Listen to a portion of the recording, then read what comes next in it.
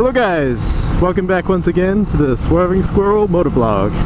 My name's Tom, and today I'm going to talk about some hobbies of mine, or at least one of them. So if you recall, well, maybe you don't recall, but I mentioned in a previous episode that part of the reason I got a motorbike was that I enjoy acquiring new skills, and so learning to ride a motorbike is exactly that. It's a new skill. And I have kind of a bunch of random hobbies that I've picked up along the way in my past 10 years or so. And I thought today that I'd talk about photography to start with. So, oh, I like this road. I'm on Vashon Island, by the way, in Washington, if you look it up. I'll leave a link in the description too. So, photography. I got my first digital camera probably, I don't even know, 8 or 10 years ago. I would have been around 17 or 18 years old. And this was back in the day when you were paying probably like $500, $600 for a camera that like was 3 megapixels or something like that. I think mine was like 3.6. It was like state of the art, had AA batteries and like a 64 megabyte memory card or something like that. So you could take maybe 50 photos on it, or 100 photos. And that was like the shit back then. So yeah, I've been dabbling with digital photography for quite a while, and actually I had film cameras before that too. So always had this kind of interest in photography, and I'm just gonna let you guys take in this view for a second. Oh yeah, it's a nice one. Man, I love that view. Alright, so I've been dabbling in them for a while, and then once I had a real job and enough money, I eventually bought a DSLR. That was probably like 6 years ago, and I got pretty good with it. You know, well, to be honest, I never quite used manual mode all that much because for me, the camera's auto exposure functions usually nail the exposure pretty good.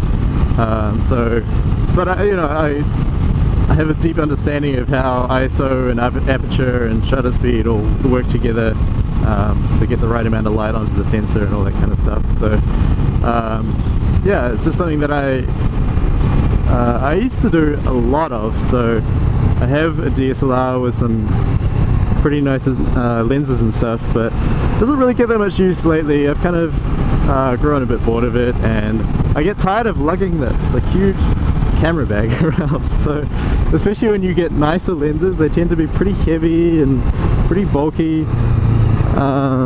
Stop sign? Where are you? Oh, up here. So it's just like not all that convenient to carry around anymore. You know, I'll take it on vacation, or I'll go for a photo walk, like with the express purpose of taking photos with it, but even that doesn't happen very often. And so recently, and I think this is going to become more common, you can actually get really good picture quality out of well, mirrorless cameras. So there's mirrorless 4/3 formats, but those are still a little too bulky for my liking. Oh, that's a cool car.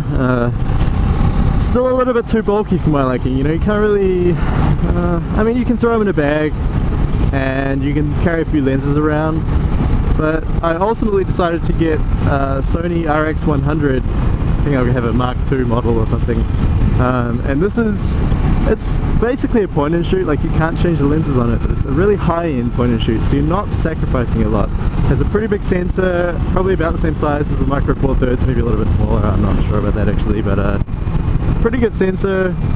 I think I might be supposed to turn there, but this road is fun too. Let's just do this. Pretty big sensor. The lenses don't come off, so it's just one fixed lens, but it's a pretty wide aperture, so you can get some of those bokeh shots with the background is blurred. It does have some ability for doing that.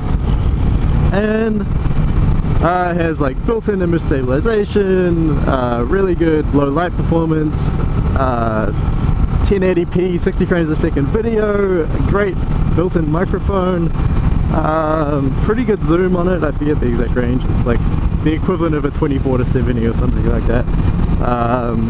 So yeah, it's a really great camera. you're not sacrificing a lot. You still get really good image quality. I think it's a 20 megapixel sensor or something ridiculous like that, maybe 18.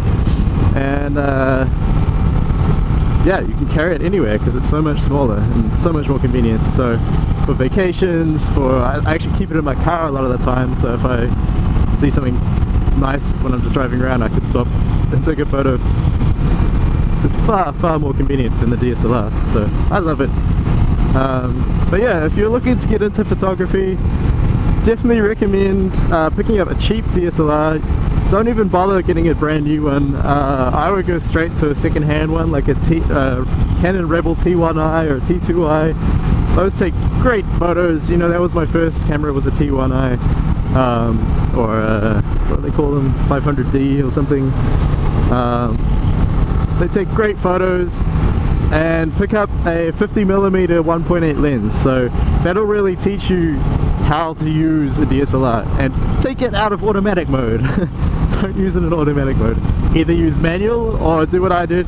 I would use shutter priority and aperture priority most often. So shutter priority is when you're taking photos at night, or in kind of a darker setting, maybe it's cloudy, and you want to limit motion blur. So you set a really fast shutter speed, and that'll eliminate motion blur, and the camera will just compensate for you. If you like, and set a high shutter speed and then a high ISO too, to stop it from opening the lens too wide. The other one is aperture priority, so that's when you are either taking shots where you want to get strong foreground background separation, or let's say you're shooting during the daytime and you want to get the maximum sharpness out of your lens, and that typically is around f6.3 or f7.1. So go into aperture priority mode, set it at 7.1, and then you're going to get great sharp shots all day long. And yeah, the only time I would use manual mode personally is if I was shooting a really contrasty shot, like maybe the trees against the sky or something, and I wanted to expose very particularly against the trees or something else. Then you would use manual mode, just so you can get the exposure exactly as you want it. The other one is if you're using an external flash, okay? So you can get flashes that kind of sit on the top of your camera, and those will actually, the flash itself will expose the foreground correctly, no matter what settings. Like, the flash adjusts its strength to properly expose the foreground, like the things that it's illuminating. And so you can use manual mode on the camera to specify the exposure for everything else, right? So you say, I want to expose the background so that it's bright and clear. I'm a little bit lost. I think I wanted to go that way. Well, I definitely did, but anyway, that's fine. So you expose the background so that it's nice and bright, and then you let the flash take care of exposing the foreground for you. That's the other part that I would use manual mode for a lot. So yeah, sorry I probably rambled on that a bit, but I love photography. I really wish I had more time for it. I'm probably going to do a couple more videos just kind of rambling on stuff that I'm interested in, so I'll actually leave a link in the description to my photography website, and you'll see that it doesn't get updated very often at all. I think I last updated it like 2 years ago or something. So there are a lot of old photos on there that I'm pretty proud of. You know, this is when I was taking a lot of photos. And actually the other thing to learn, not just how to use your camera, is composition. I strongly recommend buying a book about composition. There's a really good one that I really like. I'll leave a link for that in the description also, for Amazon if you want to check that out. Highly recommended. I'm going to go back this way. So check that out. And once you have your composition nailed, your exposure is second nature, then you're taking great photos. It's easy. There is also some learning curve in terms of editing photos. I use Lightroom, Adobe Photoshop Lightroom. It's excellent. It's like the best possible workflow for editing a whole lot of photos at once, because you just there's a whole bunch of just sliders. You just kind of move stuff around. You can get extremely custom about how you want to modify the photos. You can even like put spots, like modify a particular area of the photo and things like that. Or you can just make really quick adjustments and then you just export the edited photo all in the one place. It's much faster than opening them in Photoshop or something like that. So highly recommend Lightroom. And yeah, that's going to be it for today, guys. Hope you enjoyed my little ride around Vashon. Pretty beautiful place, as are most places in the Pacific Northwest. By the way, if anyone's watching this video and they want to meet up and go for a ride somewhere, I am totally down. Just hit me up in the comments or send me a message.